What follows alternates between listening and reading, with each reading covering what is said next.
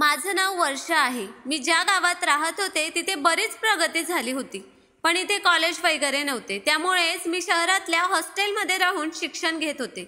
माझ्या वडिलांची इच्छा होती की मी इंग्रजीमध्ये MA करावे आणि माझे वडील म्हणायचे की मुलींनी जास्तीत जास्त अभ्यास करावा आणि मी फक्त माझ्या वडिलांच्या इच्छेनुसार हॉस्टेलमध्ये राहत होते। आज माझी एंगेजमेंट होती। मी माझ्या बोटात महेशच्या नावाची अंगठी घातली होती। खरं तर मुलगा स्वतः आपल्या मंगेतरला अंगठी घालू शकेल असे स्वातंत्र्य आमच्या कुटुंबात नव्हते। तरीही महेशचा हा आग्रह होता की तो त्याच्या मंगेतरला स्वतःच्या हातानेच अंगठी घालणार आहे, पण ही गोष्ट माझ्या वडिलांनी मान्य केली नाही। म्हणून महेशने फक्त त्याच्या आई वडिलांना आमच्या घरी पाठवून त्यांच्या हाती अंगठी पाठवून दिली। तो स्वतः आला नाही। जेव्हा महेशचे माझ्यासोबत नाते पक्के झाले तेव्हा माझ्या वडिलांनी त्याच वेळी महेशच्या घरच्यांना सांगितले होते की फक्त एंगेजमेंटचे छोटे विधी केले जातील आणि लग्न नंतर होईल। मी ज्या शहरात शिकत होते त्याच शहरात महेशही काम करत होता। हा निव्वळ योगायोग होता। आम्हा दोघांचीही कुटुंबे गावातच राहत होते। महेशने मला एका नातेवाईकाच्या लग्नात पाहिले होते आणि माझे सौंदर्य पाहून तो माझ्यासाठी वेडा झाला होता, म्हणून त्याने माझ्यासाठी नाते पाठवले होते। नातं पाहण्यात आणि ठरवण्यात त्यांना कोणतीही अडचण आली नाही। माझे वडील त्यांच्या तत्वांबद्दल कठोर होते। लग्नाआधी मुलामुलींनी मोकळेपणाने फिरावे ही गोष्ट त्यांना मान्य नव्हती। त्यांनी मला महेशला भेटण्यास सक्त मनाई केली होती, परंतु माझ्या वडिलांना हे माहीत नव्हते की यामुळे माझ्यावर किती वाईट परिणाम होणार आहे। महेश सारखा हुशार आणि देखणा मुलगा माझ्या आयुष्यात आला त्यामुळे मला खूप आनंद झाला होता। काही दिवसांनी माझ्या सुट्ट्या संपल्या आणि मी परत हॉस्टेलवर गेले आणि त्यानंतर काही दिवसांनी माझ्या हॉस्टेलची वॉर्डन आली आणि मला म्हणाली की एक तरुण तुला भेटायला आला आहे आणि तो स्वतःला तुझा मंगेतर म्हणतोय। हे ऐकून मला खूप आश्चर्य वाटले, कारण लग्नाआधी मुलगा मुलीला भेटायला येईल असे माझ्या कुटुंबात कधीच घडले नव्हते। मला सुरुवातीपासूनच असे संगोपन मिळाले होते की त्यामुळे वॉर्डनचे म्हणणे ऐकून सुरुवातीला माझ्या कानांवर विश्वासच बसेना। मी विचारले, कोण आलंय? वॉर्डनने सांगितले की कोणीतरी मुलगा आहे, त्याचे नाव महेश आहे। तो म्हणतोय की तो तुझा मंगेतर आहे, त्याला तुला भेटायचे आहे। हे ऐकून मी अस्वस्थ झाले। महेशच्या समोर जायला मला संकोच वाटत होता। मलाही समजले नाही की तो मला हॉस्टेलमध्ये भेटायला का आला होता। वॉर्डनने मला शांत बसलेलं बघून विचारलं, काय झालं वर्षा? तो मुलगा तुझा मंगेतर नाहीये का? मी लगेच म्हणाले, नाही, तो माझा मंगेतर आहे। मग मी माझ्या हातात घातलेली अंगठी तिला दाखवली। वॉर्डन हसायला लागली। मी वेटिंग रूममध्ये गेले तेव्हा समोर महेश माझी वाट बघत बसला होता। आत्तापर्यंत मी फक्त महेशचा फोटोज बघितला होता, जो मला माझ्या धाकट्या बहिणीने दाखवला होता आणि ती म्हणाली होती की दीदी बघ, तुझा मंगेतर किती स्मार्ट आहे। फोटोत बघून मलाही महेश खूप आवडला। लग्नानंतरच त्याला भेटता येईल असं मला वाटत होतं, पण एंगेजमेंट रिंग घालून काही दिवसातच तो माझ्या हॉस्टेलला पोहोचेल हे मला माहीत नव्हतं। मला पाहून महेश उभा राहिला। त्याची नजर माझ्या नजरेला मिळताच मी गोंधळून गेले। मला काय बोलावे तेच समजत नव्हते। मी आजपर्यंत कोणत्याही मुलाशी बोलले नव्हते। शेवटी तो माझा मंगेतर होता आणि अशा परिस्थितीत मी त्याच्याशी काय बोलावे हे मला समजत नव्हते। मी खूप घाबरले होते आणि सावकाश पावलांनी वेटिंग रूममध्ये आले। मला पाहून महेशच्या चेहऱ्यावर हसू उमटले। मी संकोचून त्याला नमस्कार केला आणि मी सोफ्याच्या एका कोपऱ्यावर बसले। त्याने माझ्या नमस्काराला प्रतिसाद दिला आणि पुन्हा त्याच्या जागेवर बसला। तो म्हणाला की या हॉस्टेलचे इन्चार्ज माझ्या ओळखीचे आहेत आणि तुला इथून घेऊन जाण्यासाठी मी त्यांच्याकडून परवानगी घेतली आहे। मग आपण जाऊया आणि बाकीची चर्चा आपण रेस्टॉरंटमध्ये करू। त्याचे हे बोलणे ऐकून माझ्या संवेदनाच उडाल्या। मी आश्चर्याने त्याच्याकडे बघितले। मी फक्त विचार करत होते की त्याला कसे विचारायचे की तो इथे का आला आहे। त्याचे इथे येणे ही चांगली गोष्ट नाही, पण मी काही बोलण्याआधीच तो मला जे काही बोलला त्याचे मला आश्चर्य वाटले। मी म्हणाले, महेश काय बोलतायत? मी वसतिगृहाच्या बाहेर जाऊ शकत नाही। माझे बोलणे ऐकून तो विचारू लागला की तू का जाऊ शकत नाही? मी म्हणाले की माझ्या वडिलांनाही आवडत नाही। मी फक्त हॉस्टेलमधून कॉलेजला जाते, इतर कुठेही जात नाही। माझे म्हणणे ऐकून तो म्हणाला की कॉलेजमध्ये शिकणारी मुलं तुझ्या भावासारखी दिसतात का, की तू त्यांच्यासोबत बसून अभ्यास करू शकते पण माझ्यासोबत कुठेही जाऊ शकत नाही? त्याच्या बोलण्यातला व्यंग मला समजला होता। मी म्हणाले की कॉलेजमध्येही मला माझ्या मर्यादा माहीत आहेत। आणि मी माझ्या मर्यादेतच अभ्यास करते. आजपर्यंत मी कधीही कोणाशी विनाकारण बोलले नाही. माझ्या बोलण्यावर तो रागावून बोलू लागला की मला या सगळ्या गोष्टी शिकवू नकोस. मला तुझ्यासारख्या अशा सभ्य मुलींबद्दल चांगले माहीत आहे. यावेळी मी तुझ्याशी वाद घालण्याच्या मनस्थितीत नाही. चल उठ, असे म्हणत तो उभा राहिला. त्याची माझ्याशी बोलण्याची पद्धत खूप वाईट वाटली. महेशच्या चेहऱ्यावरून दिसत होते की त्याला राग यायला लागला होता. पण मी त्याच सोफ्यावर बसून राहिले. मी म्हणाले, मला माफ करा. मी लग्नापूर्वी तुमच्यासोबत कुठेही जाणार नाही. माझे म्हणणे ऐकून तो म्हणाला, तुला माझ्याबद्दल काय वाटते? मी काय आवारा मुलगा आहे का जो तुला कुठेही घेऊन जाईल? तू थेट माझ्या व्यक्तिरेखेकडे बोट दाखवतेस. मी म्हणाले, नाही, मला असे म्हणायचे नव्हते. माझे म्हणणे ऐकून महेश रागाने बोलू लागला. जर हा अर्थ नव्हता तर काय अर्थ होता? तू जे बोलतेस त्याचा हाच स्पष्ट अर्थ होता जो मला समजला आहे. त्याच वेळी महेश खूप रागावलेला दिसत होता आणि मोठ्या रागाने विचारत होता की तू आता माझ्या बरोबर येत आहेस की नाही. माझ्याकडे दुसरा कोणताही पर्याय नव्हता. हे माझ्या वडिलांच्या संगोपनाच्या विरोधात होते, म्हणून मी नाही मध्ये मान हलवली.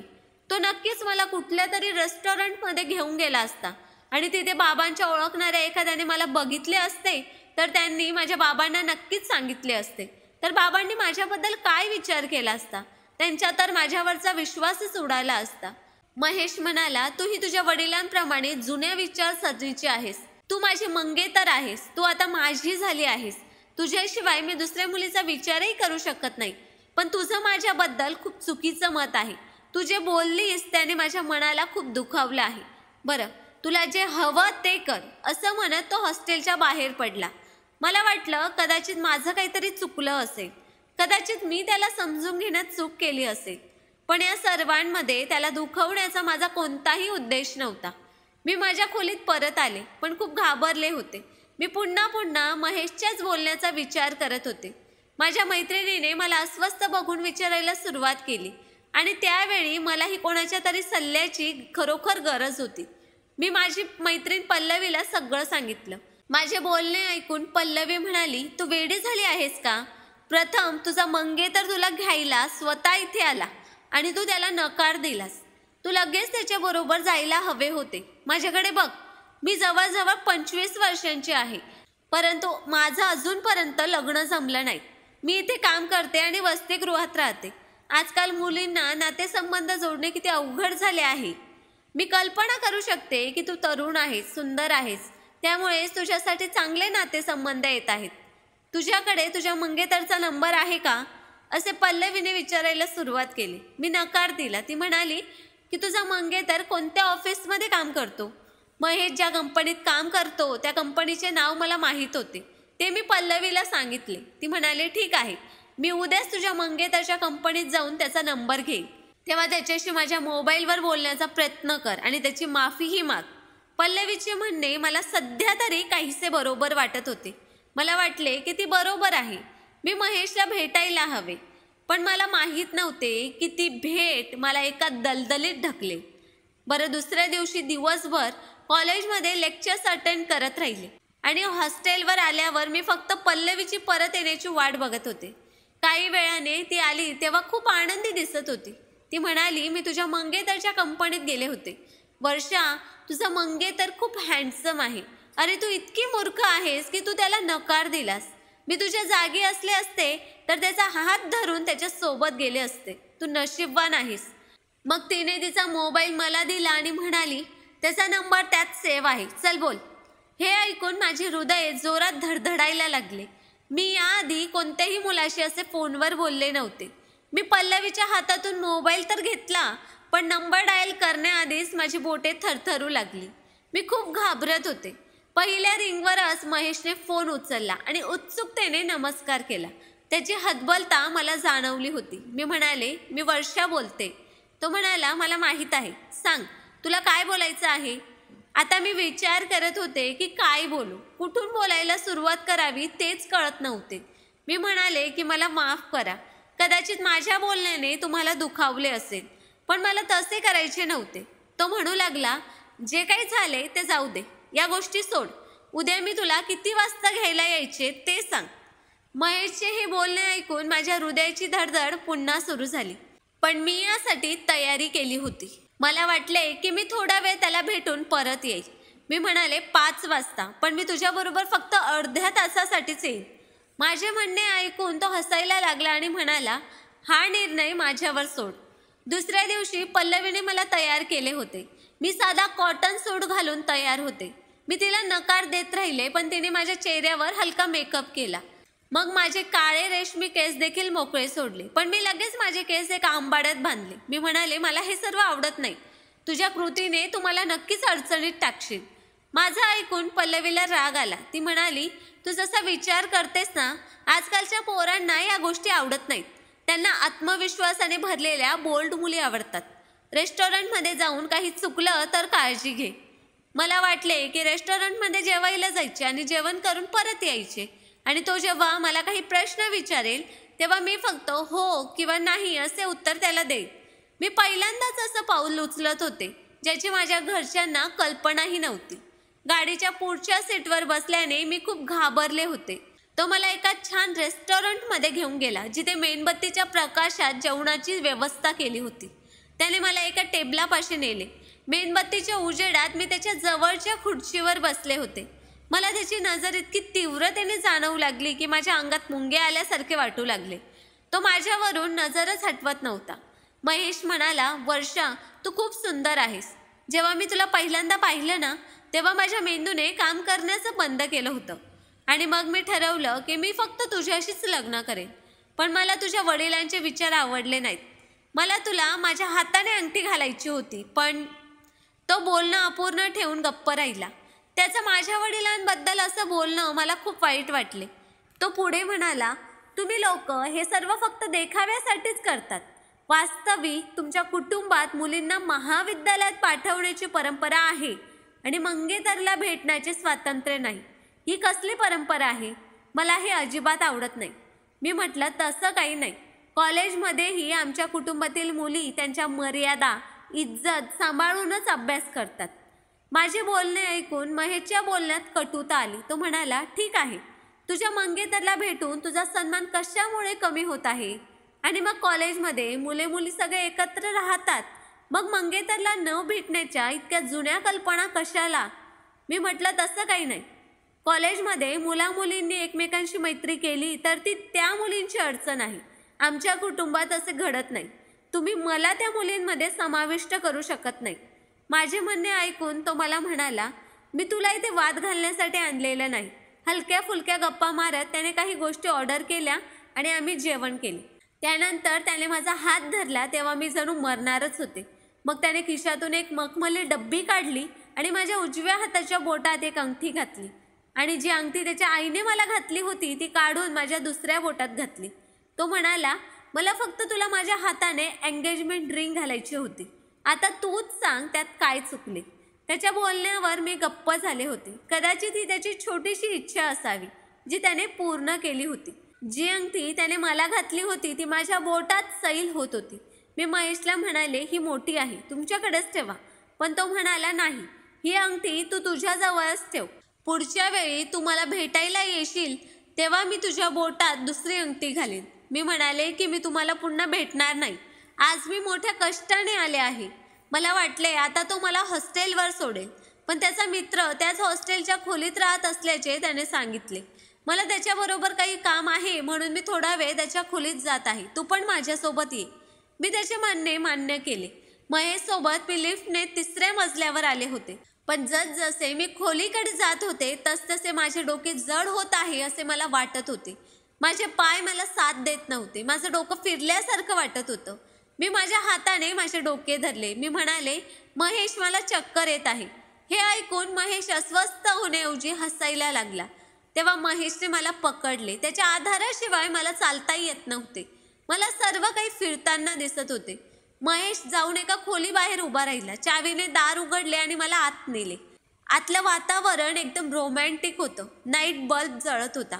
खोलीत कशाचा तरी मंद वास येत होता. खोलीत मी आणि महेश शिवाय दुसरे कोणीच नव्हते. मी पुन्हा पुन्हा डोक्यावर हात मारत होते. महेशने मला बेडवर ढकलले तेव्हा माझे भानच हरपले होते, आणि त्यानंतर त्याने माझा दुपट्टा माझ्याकडून काढून बाजूला फेकला. मी प्रयत्न करूनही त्याचा हात रोखू शकले नाही. माझे डोके अजूनही फिरत होते. मी म्हणाले, महेश काय करतोयस? पण त्याने मला काहीच उत्तर दिले नाही. त्याने माझ्या केसांचा अंबाडाही उघडला. मी माझी सर्व शक्ती एकवटून महेशला माझ्यापासून दूर ढकलले, पण महेशचा हेतू बरोबर नव्हता. तेव्हा तो माझ्या अगदी जवळ आला आणि त्याने मला मिठी मारली आणि मग माझ्यासोबत चुकीच्या पद्धतीने फोटो काढू लागला. मी स्वतःला त्याच्यापासून मुक्त करत होते, पण महेशचा उद्धटपणा वाढतच होता. तेवढ्यात बाजूच्या टेबलावर ठेवलेली फुलदाणी माझ्या हातात आली. ती मी त्याच्या खांद्यावर मारायला लागले. तो माझ्यापासून मागे सरकला.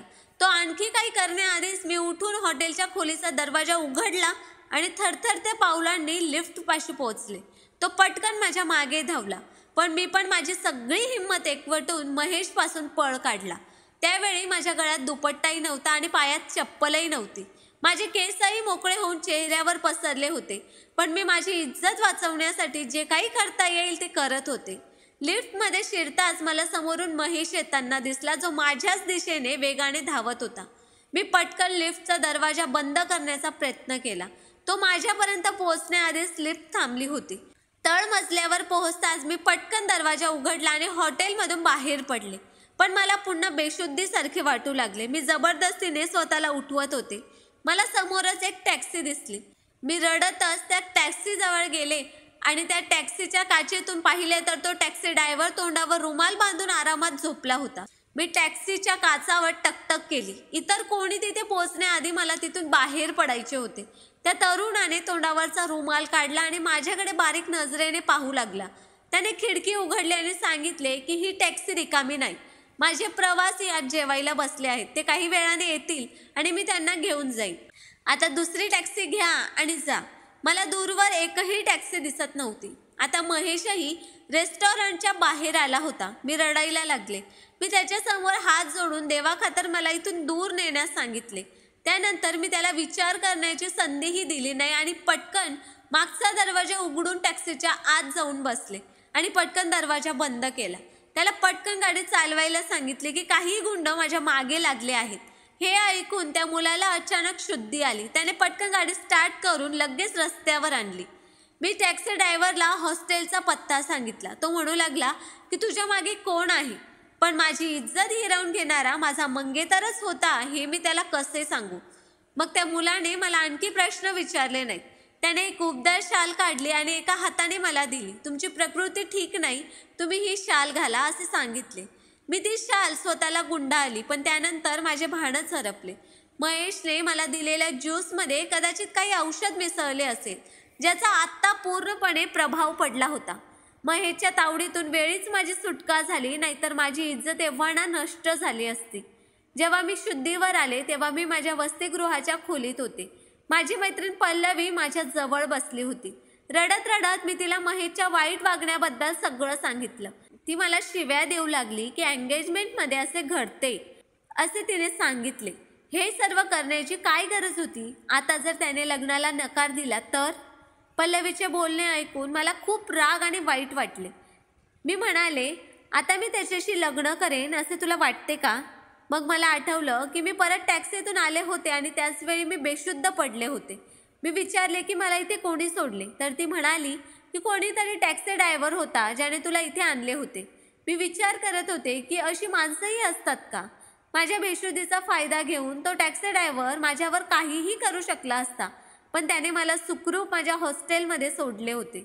मी देवाचे आभार मानले, पण माझे पुढे काय होणार आहे हे मला माहीत नव्हते. दुसऱ्याच दिवशी मला अनोळखी नंबरवरून फोन आला.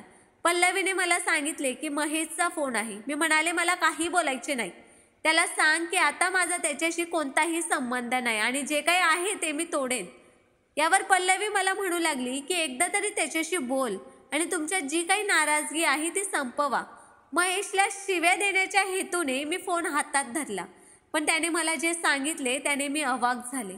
महेश म्हणाला, मी पल्लवीच्या नंबरवर काही फोटो पाठवले आहेत, त्यांच्याकडे बघ. तुला बेशुद्ध ठेवून मला जे काही काम करायचे होते ते मी पूर्ण केले आहे. आता तू नकार दिलास तर मी तुला कोणाला तोंड दाखवण्यासाठी ही जागा सोडणार नाही. त्यानंतर तो म्हणाला की जर तुला माझ्याशी लग्न करायचं असेल तर तू ज्या हॉटेलच्या रूममधून पळून गेली होतीस त्याच खोलीत पोहोच आज रात्री ठीक 11 वाजता, असे म्हणत त्याने फोन बंद केला. मी फोनवर पल्लवीचे व्हॉट्सअप चेक केले तेव्हा मी श्वास घ्यायलाच विसरले. महेशने माझ्यासोबत फोटो काढले होते हे तर मला माहीत होतं, पण ते कोणत्या प्रकारचे फोटो आहेत हे पाहून मला धक्काच बसला. मी पूर्ण शुद्धीत नव्हते, त्यामुळे मला फक्त काहीच गोष्टी आठवल्या. ते फोटो बघून मला रडूच यायला लागलं. पल्लवीनेही फोटो पाहिले आणि ती म्हणाली की त्याची आज्ञा पाळणेच चांगले, नाहीतर कोणीही तुझ्याशी लग्न करणार नाही. तो हे फोटो सर्वत्र व्हायरल करेल. मी म्हणाले, नाही पल्लवी, मी हा गुन्हा करू शकत नाही.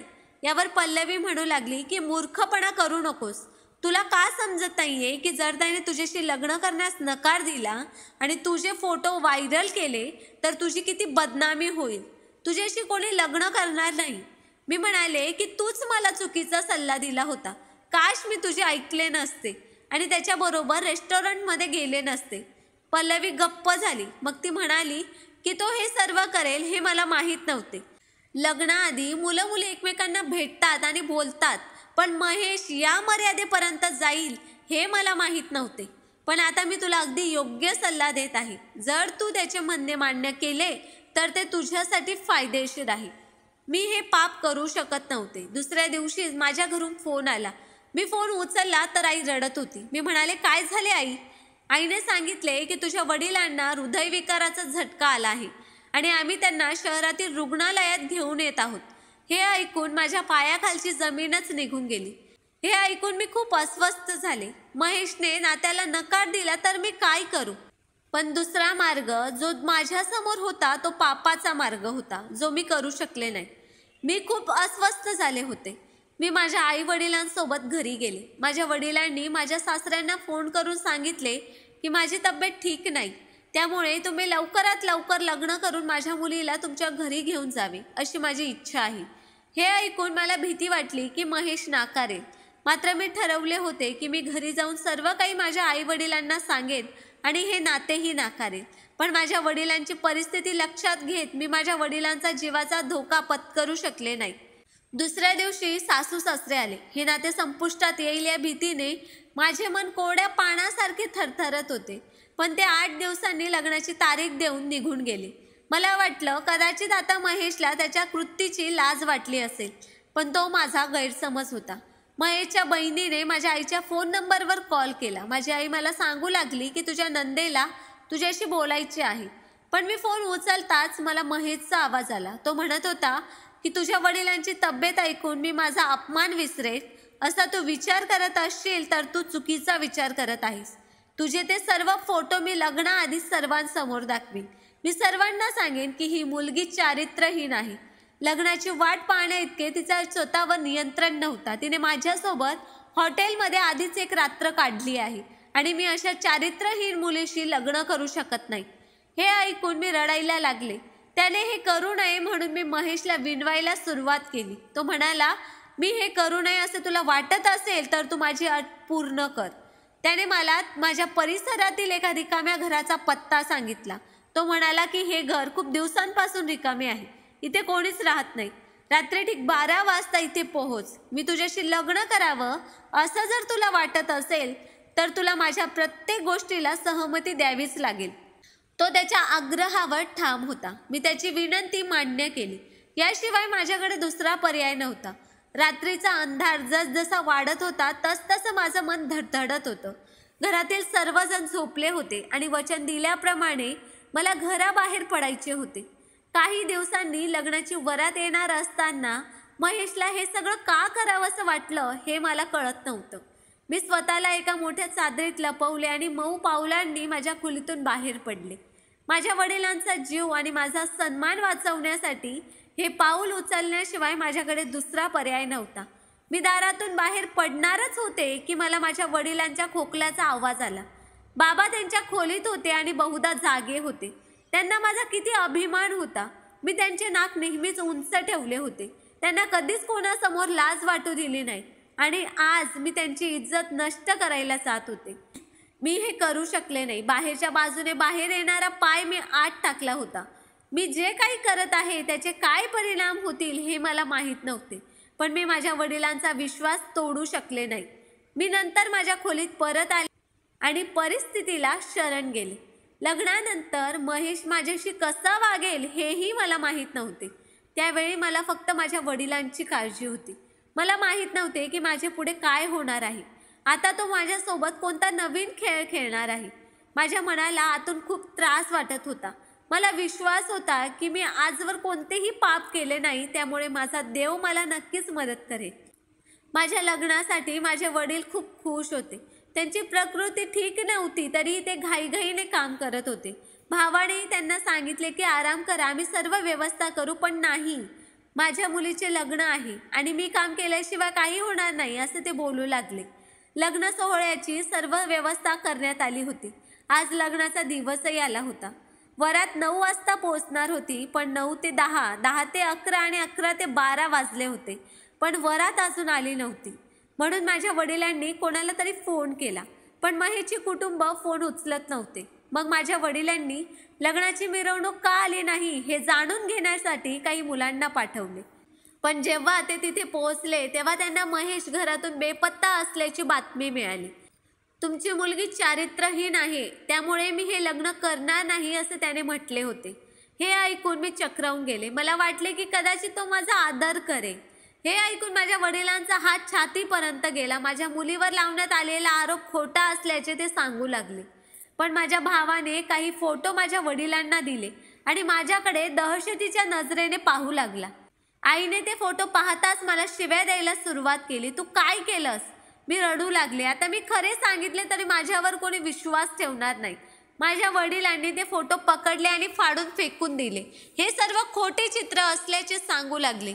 माझा या फोटोवर विश्वास नाही, माझी मुलगी अशी नाहीये हे तिथे उपस्थित सर्व पाहुण्यांना माहीत होते. माझ्या वडिलांनी सर्वांसमोर हात जोडले. माझ्या मुलीचा आदर करा असे ते म्हणू लागले. पण लग्नाला आलेल्या एकाही मुलाने किंवा महिलेने मला सून म्हणून स्वीकारले नाही. मी तिथे नववधू म्हणून रडत उभी होते. सगळीकडे शांतता पसरली होती. सर्वांनी माझ्याकडे विचित्र नजरेने पाहिले आणि परत गेले. माझ्या घरात माझ्या कुटुंबातील सदस्यांशिवाय कोणीच उरले नाही आणि माझे वडील निर्जीव खुर्चीवर बसले होते. ना काही बोलत होते, ते फक्त माझ्याकडे टक लावून बघत होते. तेवढ्यात आमच्या घराच्या दारावर टकटक झाली. त्याच क्षणी एक तरुण आमच्या घरात शिरला. तो टॅक्सी ड्रायव्हर होता. त्याच्या हातात तीच अंगठी होती जी महेशने मला रेस्टॉरंटमध्ये घालायला लावली होती. कदाचित ती टॅक्सीत पडली असावी. आत आल्यावर हे सर्व पाहून तो माझ्या भावाला म्हणाला, ही अंगठी तुमच्या बहिणीची आहे का? ती माझ्या टॅक्सीतच राहिली होती. तुमच्या घराचा पत्ता शोधत शोधत मी मोठ्या कष्टाने इथपर्यंत पोचलो. माझ्या भावाने अंगठी त्याच्या हातातून हिसकावून घेतली आणि म्हणाला, ठीक आहे, तू इथून निघून जा. आणि मग माझ्यावर रागवू लागला. तो म्हणाला, तुला लाज वाटली नाही का? कॉलेजमध्ये शिकायला गेली होतीस की हे सगळं करायला? मी म्हणाले, भाऊ मी काही केले नाही, तो खोटे बोलत आहे. आणि मग त्याने माझ्यासोबत काय केले याची संपूर्ण कहाणी सांगितली. भाऊ म्हणू लागला की तू खोटं बोलतेस. आता सांग, तुझ्याशी लग्न करायला कोण येणार? तू जे बोलतेस ते सत्य कोण मानेल? तुझ्यामुळे आमची इतकी बदनामी झाली आहे की आता माझ्या धाकट्या बहिणीचेही नाते जमणार नाही. म्हणून मी हे घर सोडावे, कुठेतरी जावे आणि बुडून मरावे. माझी आई पण रडू लागली आणि म्हणाली, तू मेली असतीस तर आम्हाला ही बदनामी तरी पाहावी लागली नसती. त्याच वेळा तो टॅक्सीवाला मुलगा म्हणू लागला की तुझी बहीण खरे बोलत आहे. मी त्या माणसाला ओळखतो, तो माणूस चांगला नाही. माझा भाऊ म्हणाला, माझी बहीण खरे बोलत आहे हे तुला कसे माहीत? तू तिच्याशी लग्न कर आणि तिला तुझ्यासोबत घेऊन जा. आम्हाला तिची गरज नाही. टॅक्सी ड्रायव्हर म्हणाला, ठीक आहे, तुम्ही माझं लग्न तिच्याशी करा. मला या मुलीच्या पवित्रतेबद्दल शंका नाही. हे ऐकून माझ्या वडिलांनी त्या मुलाकडे पाहिले, जे बराच वेळ दगडाच्या पुतळ्यासारखे बसले होते. अचानक वडील पंडितजींना म्हणू लागले, पंडितजी तुम्ही हे लग्न लावा. मी फक्त माझ्या वडिलांना मिठी मारून रडत होते. त्यांनी माझ्या डोक्यावर हात ठेवला आणि म्हणाले, माझ्या मुलीवर पूर्ण विश्वास आहे आणि माझ्या प्रभूने तुझ्यासाठी चांगला विचार केला असेल आणि म्हणूनच या मुलाला तुझ्याकडे पाठवले आहे. मी या ड्रायव्हरसोबत गाडीत बसले. त्यावेळीही मी रडत होते. तो म्हणाला, त्या दिवशी तू जेव्हा या टॅक्सीत बसली होतीस तेव्हा मी महेशला तुझ्या मागे येताना पाहिले होते आणि मी महेशला चांगले ओळखतो, कारण तो या रेस्टॉरंटमध्ये अनेक मुलींसोबत आला होता. तो अनेक मुलींना डेटसाठी बोलवत असे. त्या दिवशी झोपेतही तू मला सगळं सांगितलं होतंस, त्यामुळे तुला फसवून बोलावलं होतं हे मला माहीत होतं. तो टॅक्सी ड्रायव्हर मला त्याच्या छोट्याशा घरात घेऊन गेला. जिथे तो एकटाच राहत होता. तो एक अतिशय सभ्य मुलगा होता. त्याचे उत्पन्न कमी होते, परंतु तो आपल्या कष्टाने आपला उदरनिर्वाह चालवत होता. रडल्यानंतर माझी अवस्था वाईट झाली होती. त्याचे नाव राहुल होते. त्याने मला बसायला सांगितले आणि माझ्यासाठी चहा तयार केला. तो म्हणाला, चहा पिऊन लवकर फ्रेश हो आणि आता रडायची गरज नाही. जर त्याने तुझ्याशी लग्न केले असते तर तुझे जीवन नरकच झाले असते. काही वेळाने मी फ्रेश झाले आणि बाथरूममधून बाहेर आले आणि तो बेडवर बसला होता आणि माझ्याकडे बघून हसत होता. मला चिंता वाटत होती. तो म्हणाला की जोपर्यंत तू हे नाते मनापासून स्वीकारत नाही तोपर्यंत मी तुझ्या जवळ येणार नाही. त्यामुळे तुला घाबरून जगण्याची गरज नाही. मी तुला हातही लावणार नाही. मी दुसऱ्या खोलीत जाऊन झोपले आणि त्याचे बोलणे ऐकून माझ्या मनाला खूप समाधान वाटले. मलाही त्याच्याशी आत्ताच काही नातं ठेवायचं नव्हतं. आमच्या लग्नाला 15 दिवस झाले होते आणि त्याने माझी खूप काळजी घेतली.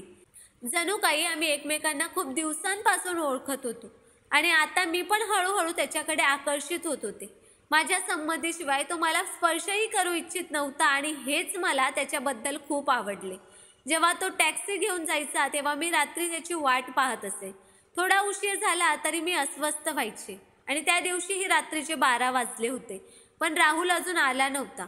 त्याचा फोनही बंद होता आणि रात्री 1 वाजता दारावर थाप पडली. दार उघडताच मी त्याला मिठी मारली आणि बडबड करू लागले की मी तुझ्याशिवाय मरेन. तुला काही झालं तर मी तुझ्याशिवाय जगू शकत नाही. राहुल माझ्या हतबलतेने माझ्याकडे आश्चर्याने बघत होता आणि मग त्याने माझ्या थरथरत्या शरीराला आपल्या मिठीत घेतले. तो म्हणाला, मी तुला सोडून कुठेही जाणार नाही. मला यायला थोडा उशीर झाला होता आणि माझा फोन बंद होता. मी लक्ष दिले नाही, पण मी वचन देतो की आजपासून मला कधीही उशीर होणार नाही. असे म्हणत राहुलने माझ्या डोळ्यातील अश्रू पुसले आणि माझ्या कपाळाचे चुंबन घेतले. ती आमच्या आयुष्यातील सर्वात सुंदर रात्र होती. आम्ही दोघांनी नवीन आयुष्याला सुरुवात केली होती. राहुलने कधीही माझा भूतकाळ जाणून घेण्याचा प्रयत्न केला नाही. आता मी त्याच्यासोबत आनंदी जीवन जगत आहे. तर मित्रांनो, स्टोरी कशी वाटली ते कमेंट करून नक्कीच सांगा. आम्ही नेहमीच तुमच्या कमेंट्स आणि लाईकची वाट बघत असतो. आणि स्टोरी आवडली असेल तर चॅनलला सबस्क्राईब करायला पण विसरू नका. धन्यवाद.